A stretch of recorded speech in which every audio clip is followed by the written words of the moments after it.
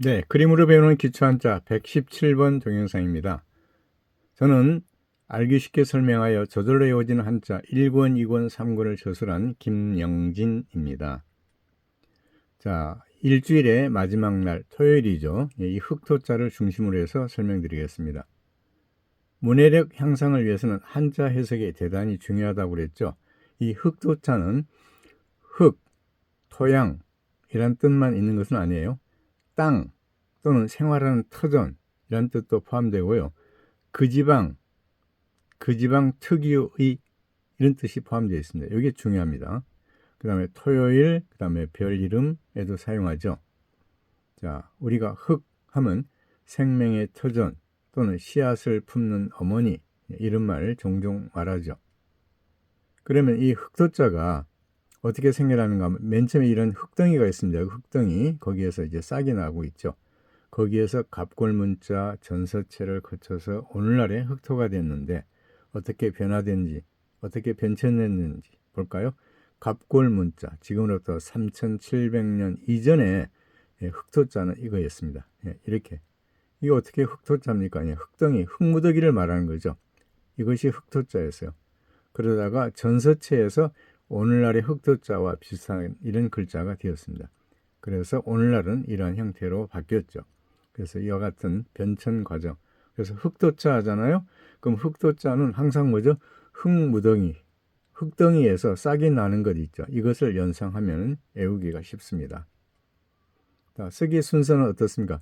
이게 먼저입니다. 네, 여기 하나, 둘, 셋 이렇게요. 교차될 때는 항상 뭐죠? 옆에 건 먼저 합니다. 하나, 둘, 셋. 네, 하나, 둘, 셋.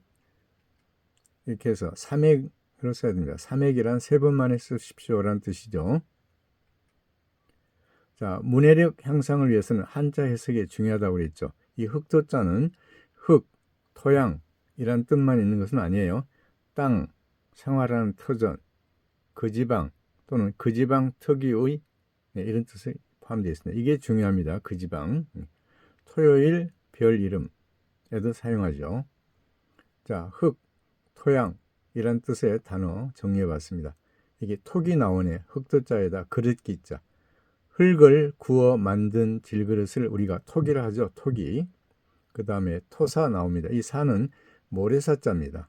그래서 토사하면 흙과 모래 또는 흙모래라는 뜻입니다. 그 다음에 점토 나오죠. 끈끈할 점 흑토자. 작은 알갱이로 된 부드러운 찰흙을 점토라고 하죠. 그래서 여기에 사용된 이 흑토자 있죠. 모두 흙, 토양 이런 뜻을 갖고 있습니다. 이게 적토 나오죠. 붉을 적자. 빛깔이 붉은 흙을 적토라고 하죠. 그 다음에 토양, 흑토자에다가 흑양자입니다.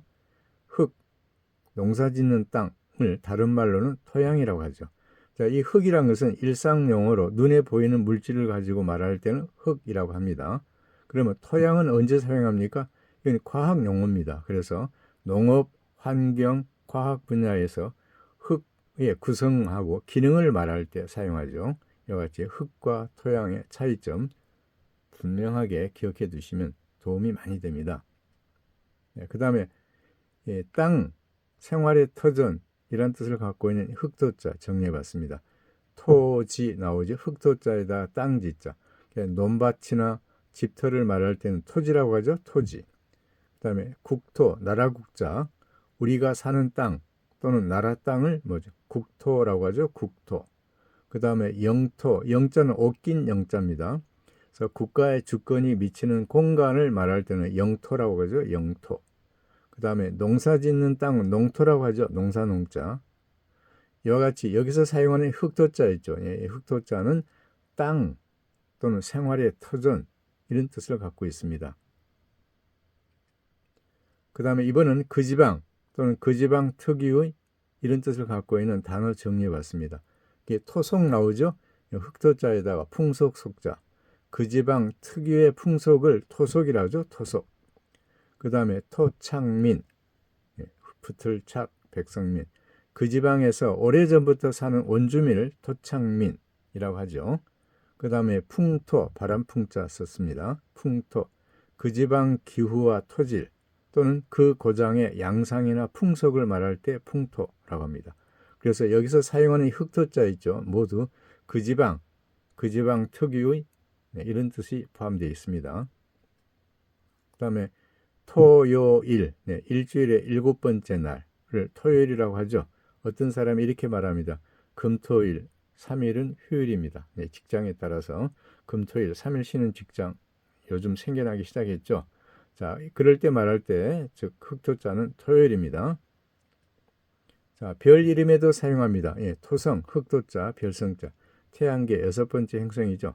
밤하늘의 토성은 누런 흑빛으로 보이기 때문에 한자 흑토자로 이름을 지었다라고 합니다.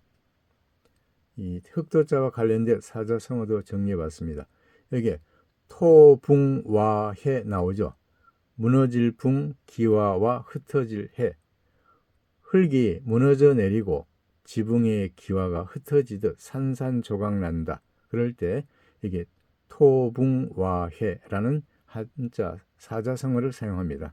이게 박종화 작가가 쓴 임진애란이란 소설 보면요, 이 토붕와해라는 단어를 종종 사용합니다.